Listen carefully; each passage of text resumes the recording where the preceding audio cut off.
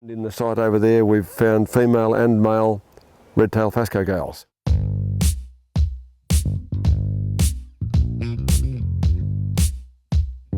And of course that's what got everyone excited before, we found a site.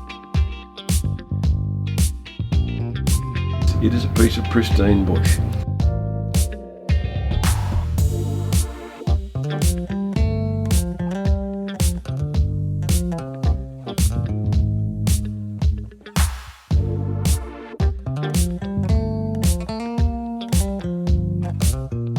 We're not very far away from one of these trees. Just down here is where there was an eagle nest. I know from my own, walking through it, there's some nice examples of areas where the various orchids grow. There's spider orchids, the little yellow cowslip ones, donkey orchids. There's a few of the blue enamel ones. It's not a huge site, but there are some pretty nice little sites in there. Just on the immediate south side of it, Julie Palmer, Southwest Catchment Council, and my wife Judy were walking, and that's partly how even this whole train started. They going for a walk through that area, and oh, look at this, and they found some red Leschenoltia just on the edge of it. Julie Palmer, she's the one that actually first mentioned that, look, there may be some possibility to get a little bit of community assistance to, in fact, help maintain that protected area. And in that process, she had the knowledge and the contacts to engage the people to come and, in fact, put out the traps and the nighttime traps and have a look.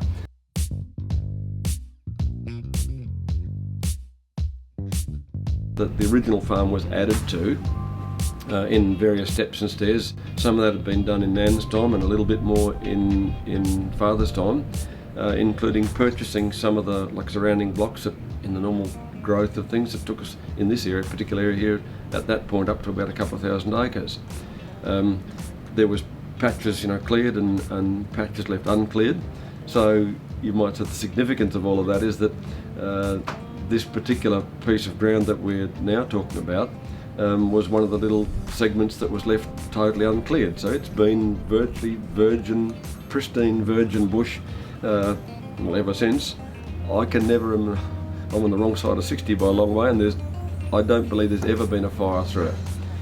At the most it's had about half a dozen logs cut out of it, in some white gum logs that went into making some sheep yards, handful of other posts and literally a handful of mallet logs, but otherwise, so it is a piece of pristine bush.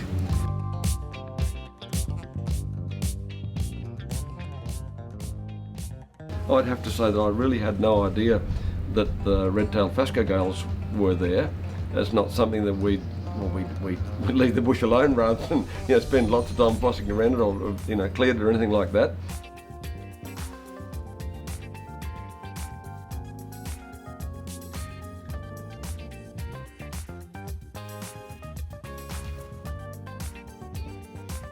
Now we've become aware of the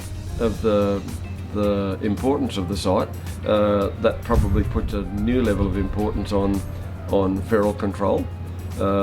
Certainly now the renewed fencing will mean that we can use the neighbouring, adjoining farmland, and of course keep the bush stock free and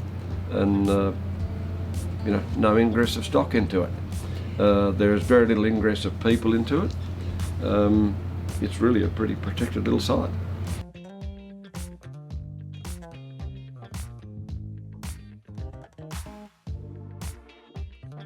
We had a fairly high need to do the fencing.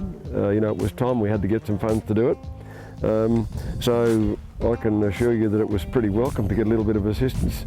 And as we said in the discussions before, it essentially boils down to the materials and effectively a little bit of the labour is paid for. And of course we'd make the rest of the contribution and to make it a joint effort. So as you can see, some nice new 7-line and the barb on top. And it replaces, you would have had a bit of footage before of some of the old netting fence that was there. It was in a pretty poor state. There and in the next door piece there's a reserve area only about a kilometre and a half away, I suppose. That's actually a rehabilitated gravel pit site. and that had, earlier in its days, it's had quite extensive, clearing and gravel extraction from there for the roadworks. Pretty encouraging that also has got a population. So those two connected areas. Further to the north, there's some other significant hills up in there. Like, this whole area has got quite a network of uncleared land, not being used immediately for agricultural purposes.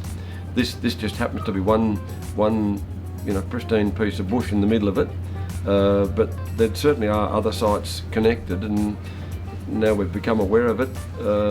Obviously, we can turn our mind to, in fact, what the optimum things are to do with it.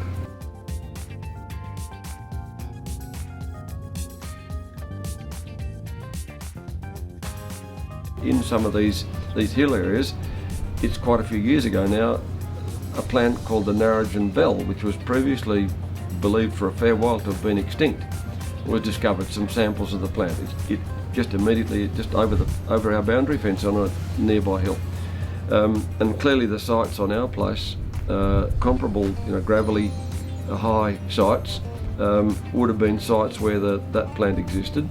I haven't yet had a chance to inquire, but I'd have almost no doubt that those sites, they'd lend themselves to certainly fence them out and protect them. The samples of the trees and the shrubs that are there are quite old, breaking down some. They would admirably lend themselves to protection fencing. We probably could get two birds in one, as in if those hill sites in fact are satisfactory sites for the red-tailed phascogales,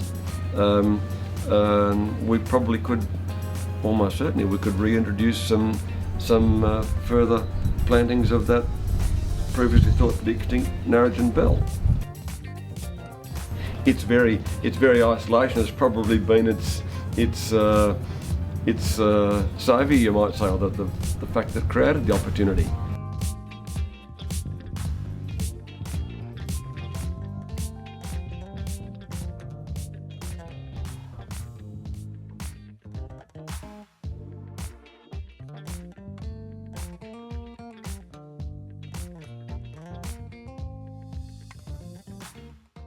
It'll be a trifle too early for the white spider orchid. See, there's another donkey orchid in front of you.